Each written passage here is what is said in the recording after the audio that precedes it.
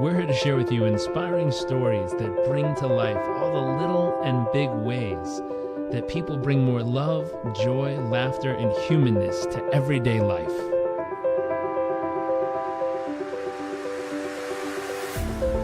Our focus is the hunt for those little moments that refuel the human soul and reminds us what life is really all about. I invite you to sit back, enjoy the moments, enjoy the stories, the adventures, and the journeys.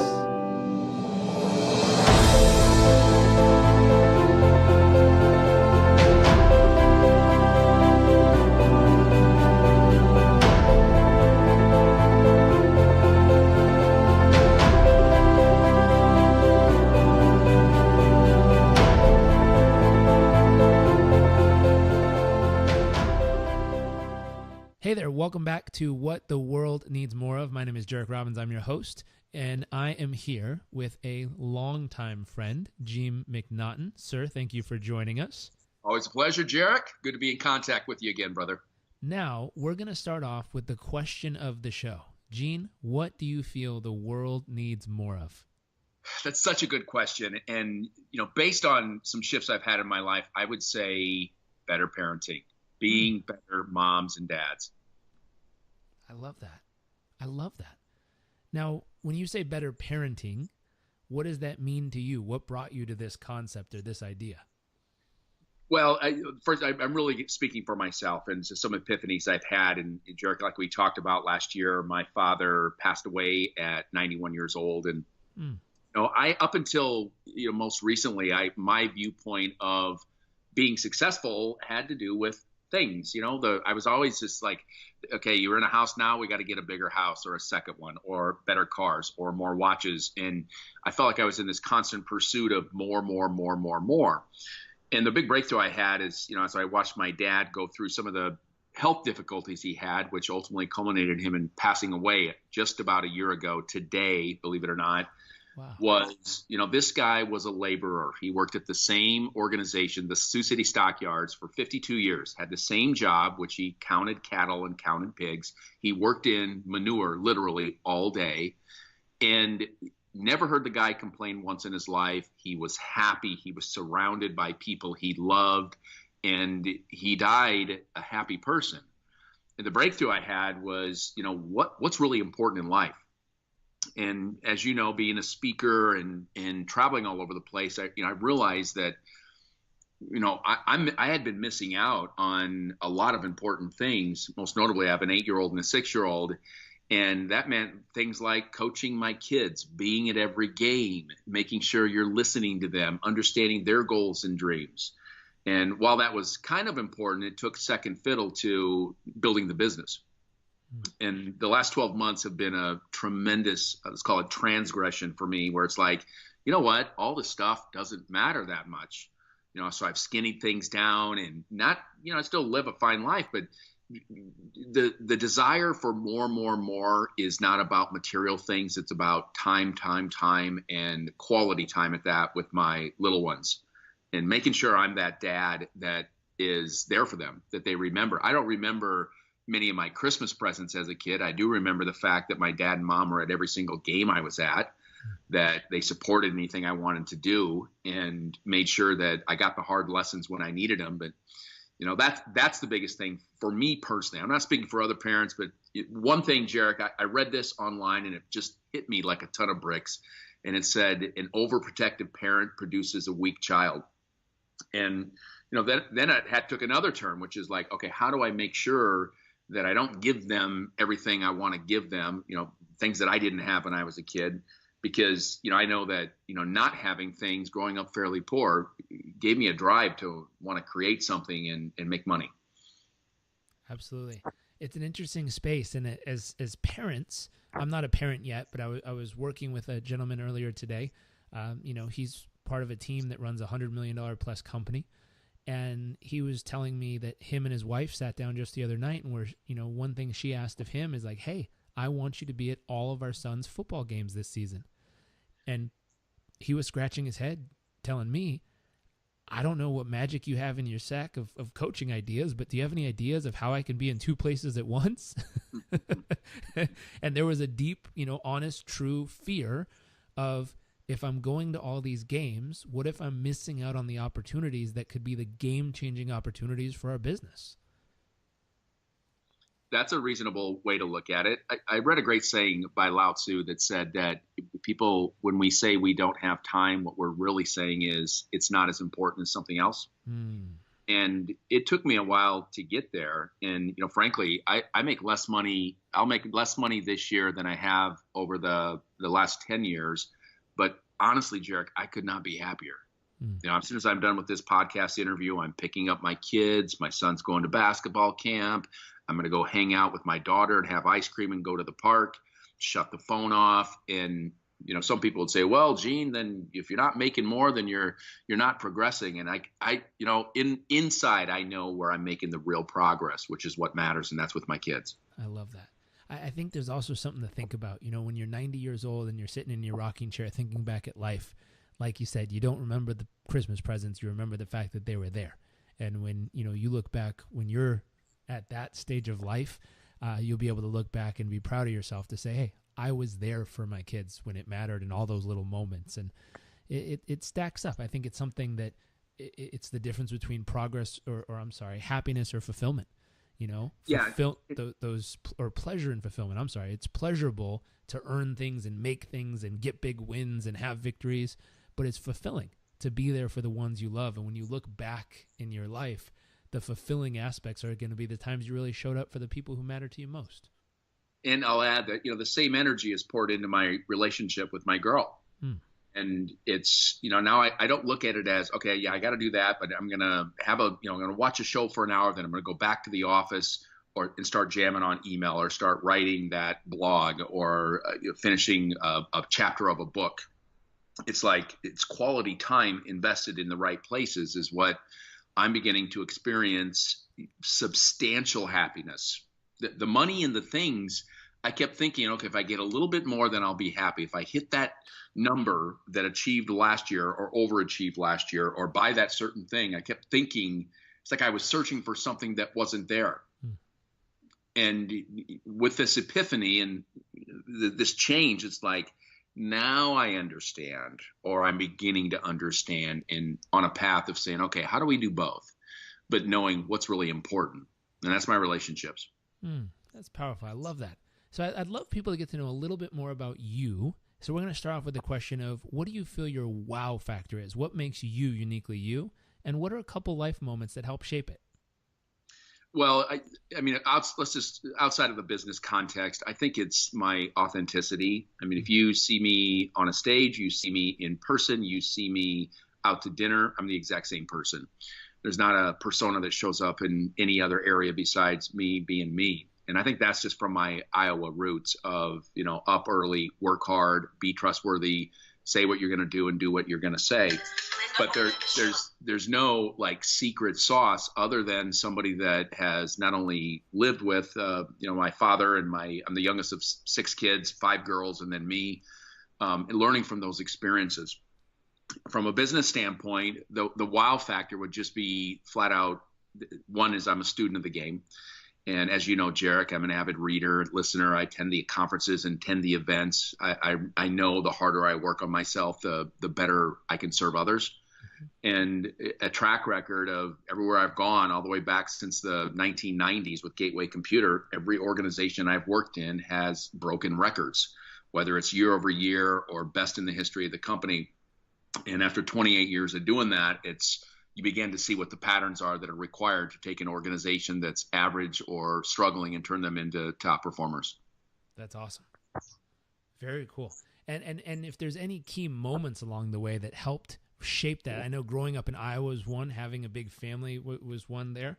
But in the business sense, any key memories or moments that really helped really shape that in you over the decades? Well,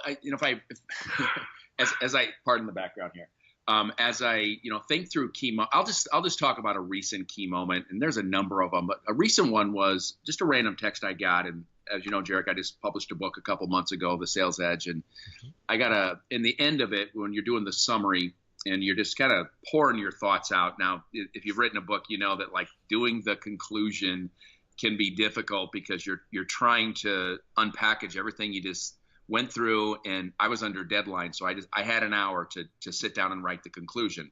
And the last thing I wrote is like, look, I'm just a kid from a small town in Iowa. And if I can figure this stuff out and make some pretty good things happen, then you can too. And I didn't think that much about it because, when you're under a deadline from a publisher, it's like, you got to get it done and get it submitted.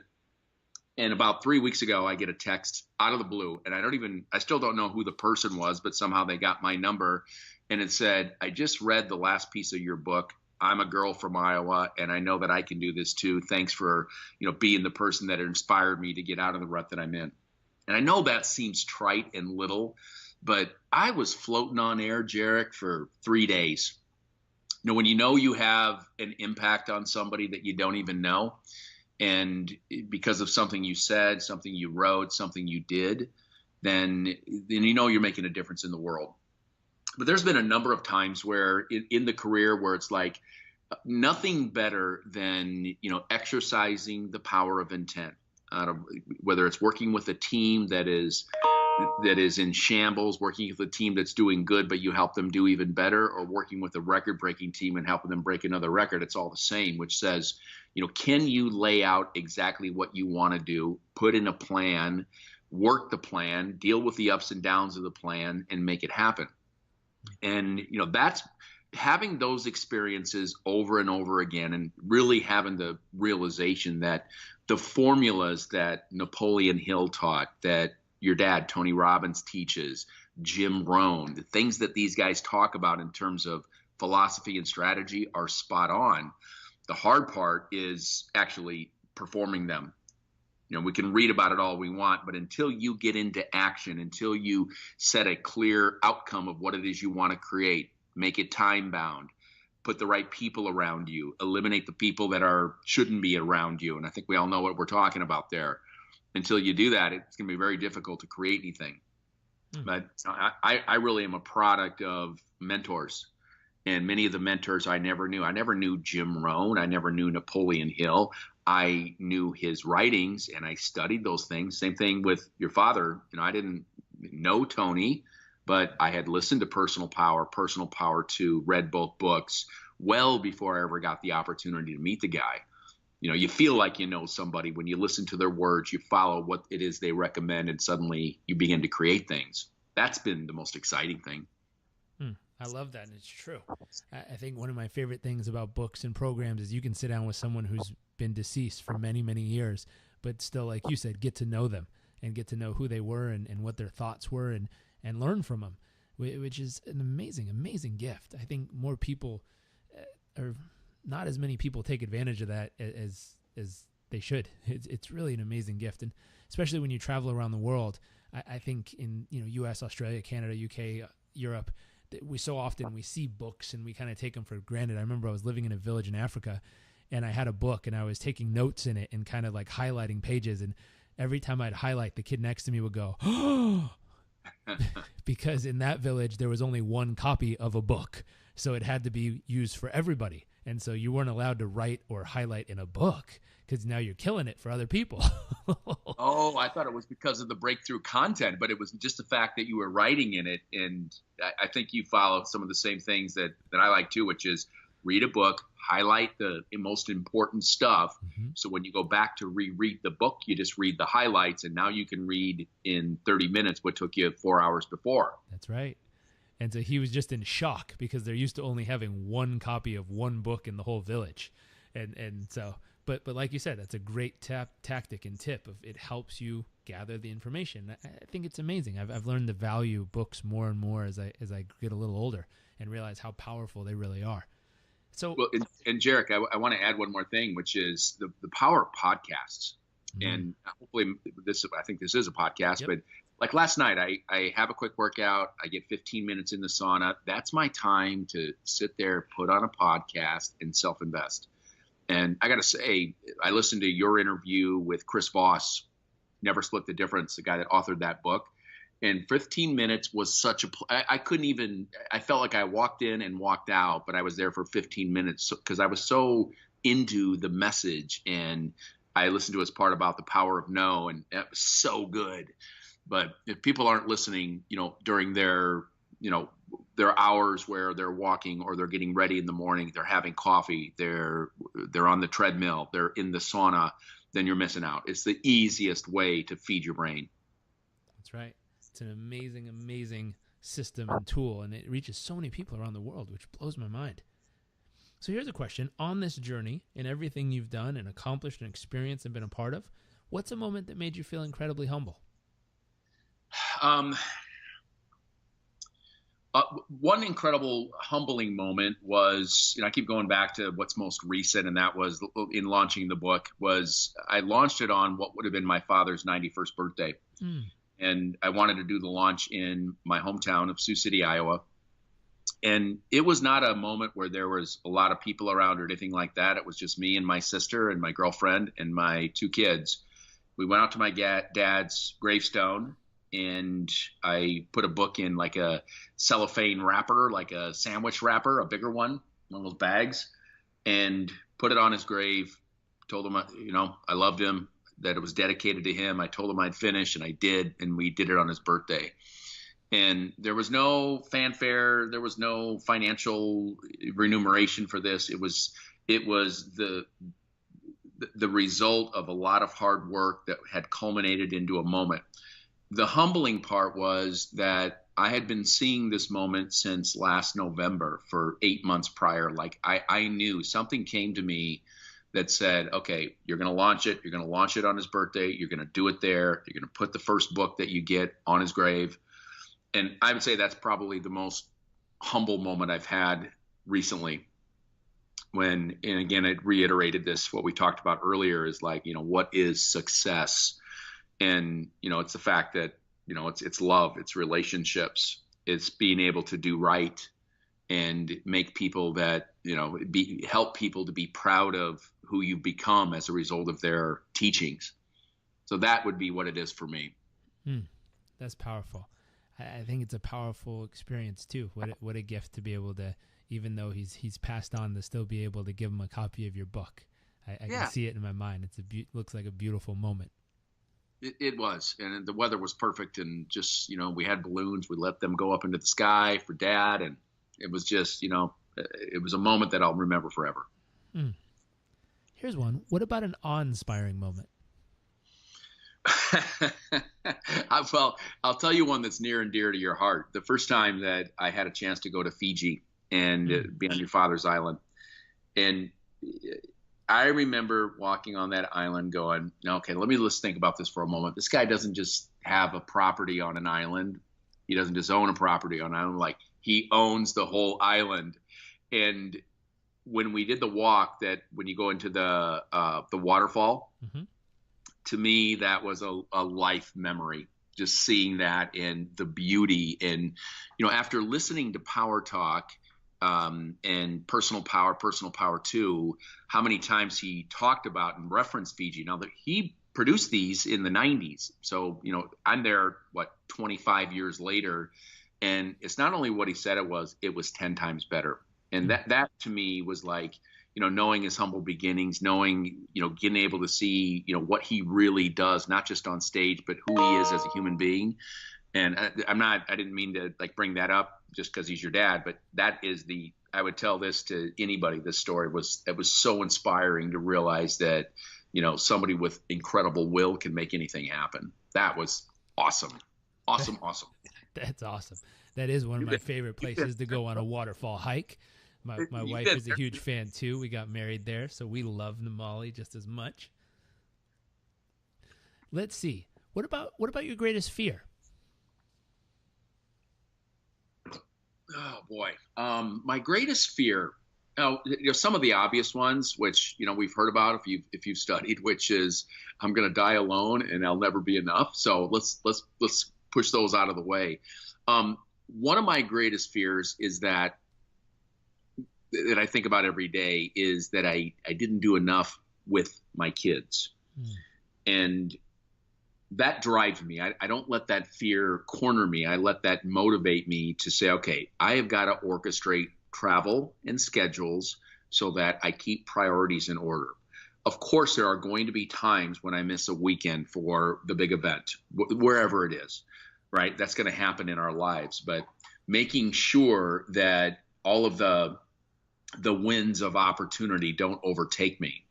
And 10 years ago, I was in the winds of opportunity and taking on everything and traveling and going from one city to the next, thinking that I was pursuing the dream of success. And what happens is we evolve over time. I was a different person at 30 than 40 and now 50. I have different priorities and projects that I'm working on. Most notably, I joined a group with a bunch of other dads that's kind of like Boy Scouts. It's called Adventure Guides. One weekend every month, we go camping. Now, Jarek, I know you know me a little bit, but I am not a great outdoorsman. I've never pitched a tent in my life, even though I'm from Iowa. But learning those skill sets have been huge. But the fear is my kids turn 18 or 19, they go off to college, they begin their life, and I look back when I'm 70 or 80 going, did I do enough? Was I a good enough dad? Was I there for them? So my fear is regret, because as you know, it's one of the worst feelings because you can't do anything about regret. I don't want that to happen. So I make sure to remind myself of, okay, what are you going to be most proud of when you're 80 and sitting on the rocking chair or laying in the bed? It's going to be the quality time with the people I love. So true. So true. Speaking of the future, what are you most excited about for your future? Well, I'm excited that a new fall football league has started for the 8-year-olds that I coach. I'm excited for what my kids are doing. I'm excited for, how the wheel of life works is, business starts working great, relations start working great. And then it's like, okay, I got to focus on my body. And then you get your body in shape, and then it's, okay, something else is struggling. So I'm excited for, being able to anticipate the changes that will take place. I'm excited to build the business that I'm in so that it can work without me. Not that I won't be involved. Somebody asked me what my retirement plan was, and I'm like, probably I'll die. And I said that as a joke because, I'm doing exactly what I love. And I don't anticipate making any changes to that when I'm 80, 90, 100 years old. And I do already have a written goal to be 100 and some certain things I want to have happen on my 100th birthday. I've already visualized it, thought about it, and it's causing me to make decisions today that can say, okay, is this going to help me live to be 100 years old? So I'm excited about what the future, how it unfolds. I'm excited about some of the plans we have with our company. And as we move into 2019, we've got a planning session in Florida on Sunday, and, being able to say, okay, we want the business to be at these levels over the next 5 years. I'm totally juiced about that, because there's a certain power in working with people that you care about and saying, okay, where do we want this to be? Knowing that, wherever you are, especially in America, you can do it. If we said, now, obviously I'm not going to be a pro basketball player. I can't do that at 50, but, I can certainly build a business to a certain level. I'm in control of the habits that require me to have a body that I'm proud of. I'm in control of the habits that are needed to create the income that I desire.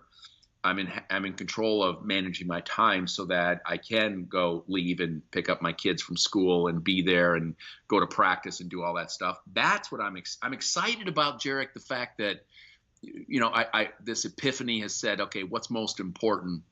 And as I said earlier, I make less income on a year-over-year basis this year, but I'm 10 times happier. To me, that's an awesome return. I love it.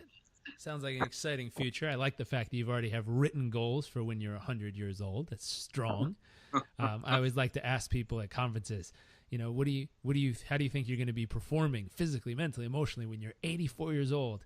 I say, close your eyes and imagine yourself. And I say, open your eyes. How many of you imagine yourself going, oh, my back? And most of the room raises their hand and starts laughing. I'm like, hey, whatever you're focused on is where you're going. And I said, how about 100? And close your eyes, see yourself at 100 and open your eyes. I said, how many of you didn't even make it? And about, 25% of the room raised their hand and like, yeah, I don't think I'd make it that far. And it's amazing. People don't even think it's possible. So then I show them, peak performance athletes who are 100 years old, there's a guy named Robert Marchand over in France who does the 1,500 kilometer bike race or something at 101 or 102 years old. and he's killing world records.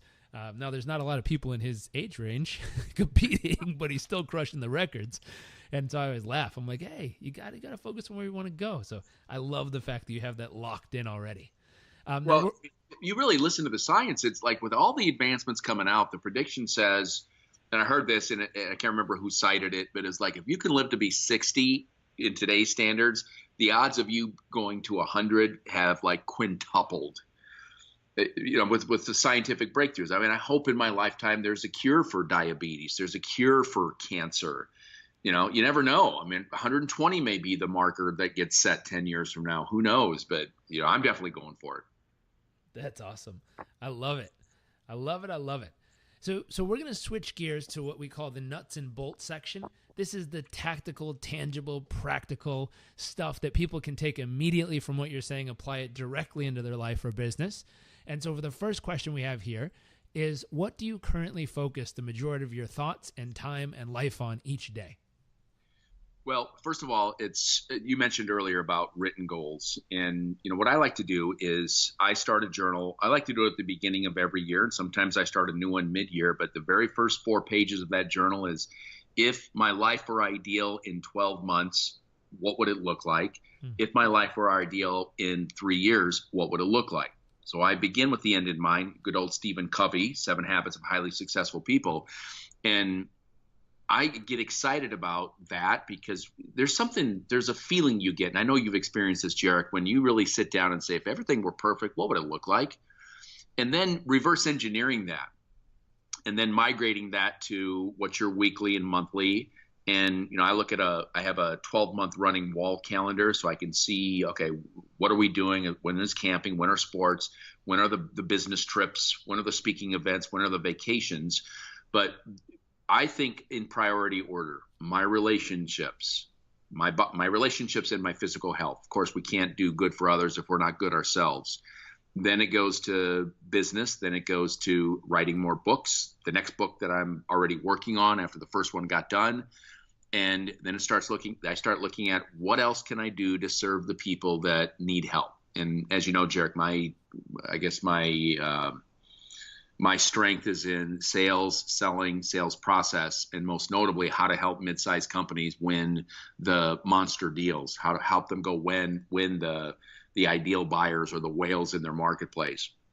So that's what excites me. And if I stay in those 3 wheelhouses and, you know, can continue to, you know, focus on you know, my spiritual goals and so forth, then that's where I have found happiness to be. So that's really where just every one of my days goes that same way. It's working out, it's quality time, it's attending to the business that needs to be attended to. It's checking my progress. Am I making progress towards what it is I'm trying to do? And then what do I need to do today outside of the scheduled activities to move the ball forward? I love it. Here's a question. What's a key to your success in all of this? Clarity of outcome. If I had to pick one, it's like knowing the road ahead and knowing where it is you want to go. And, you know, I learned a really valuable lesson, and there might be a lot of people listening that kind of have that book in their head, or they've started and they've stopped. And, you know, the truth is I started writing the book 8 years ago, and I'd start and I'd stop. And then, you know, I'd get back into it. Then life circumstance would happen and I'd have to come back to it. And I just kind of hemmed and hawed.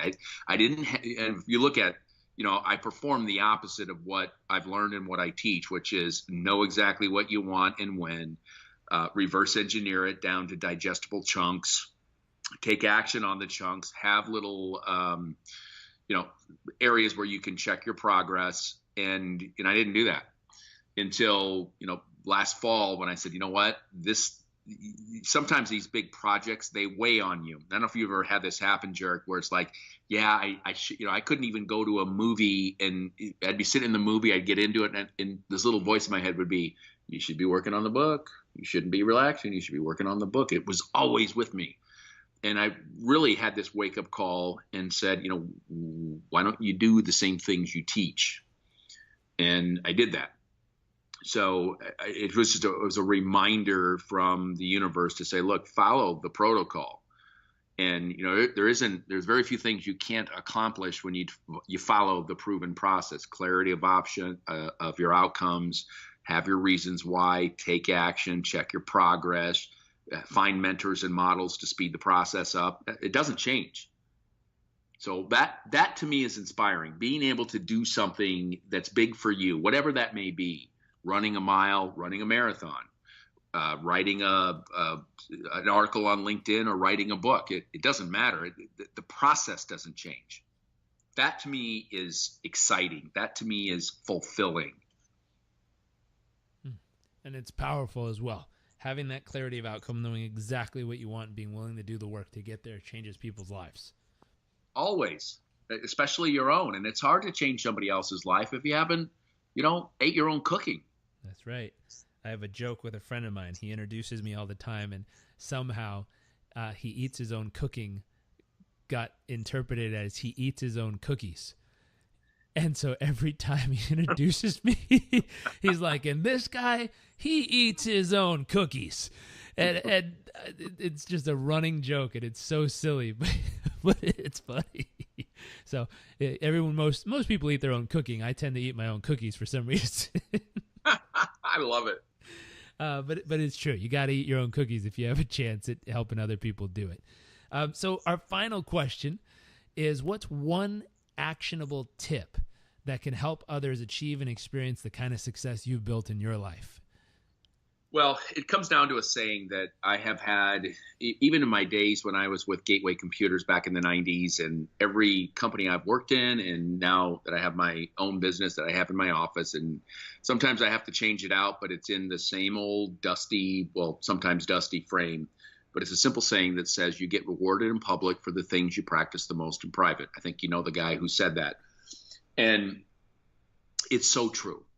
And, practicing in private, the things you do when nobody's around really is what can make the difference of when you show up as a parent, when you show up in your relationship, when you show up on the playing field of whatever your profession is. And I highly advise that you're listening to podcasts like this, that it's not just kind of a nice to do, but you have opportunities every time you drive. You have opportunities every time you're doing something that doesn't require intense thought to invest in yourself. And if you look at the migration of how we're learning, is a lot of it's now is listening. We don't have to watch a video at our computer or on our phone to get the full value out of it. In many cases, 96% of the time when I'm driving, there's a podcast in.